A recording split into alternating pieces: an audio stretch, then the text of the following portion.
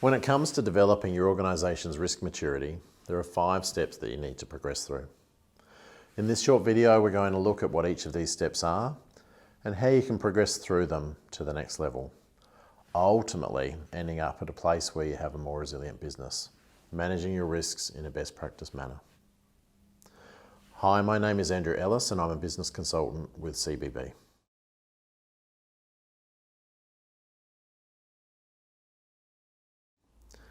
The model that we're using today is based on what Deloitte produced about a decade ago in a publication that they called the Risk Intelligent Enterprise Maturity Model.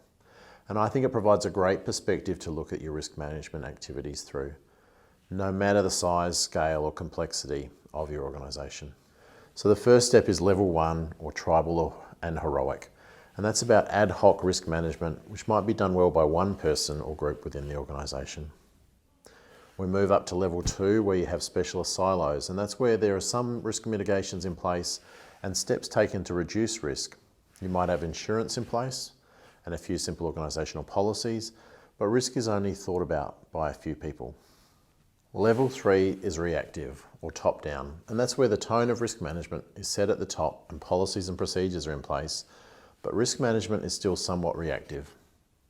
Many disability and aged care organisations are at this point now. The quality and safeguarding standards that these businesses operate under are about setting minimum standards. However, best practice requires doing more than the minimum. Level 4 is proactive and systematic, and that's where risk management is getting more sophisticated. By this point, risk is a factor in every business decision that's being made. Staff take ownership bottom up in the organisation, and a cultural transformation has taken place where all staff view their decisions and their actions through the lens of risk management. The highest level, level 5, risk intelligent, is the top aspiration, and it's difficult to get an entire organisation to that level. I've seen teams operate at this level, and when you do, you can make amazing decisions that boost profitability and remove the downside risks when things go wrong, as they sometimes can. There's a big difference between being risk intelligent and risk averse. Risk intelligent is about knowing what risks your organisation is better than anyone else at taking on, rather than avoiding risk altogether. If you can increase the maturity of your risk management systems and approach, then you'll make your organisation more resilient in the process.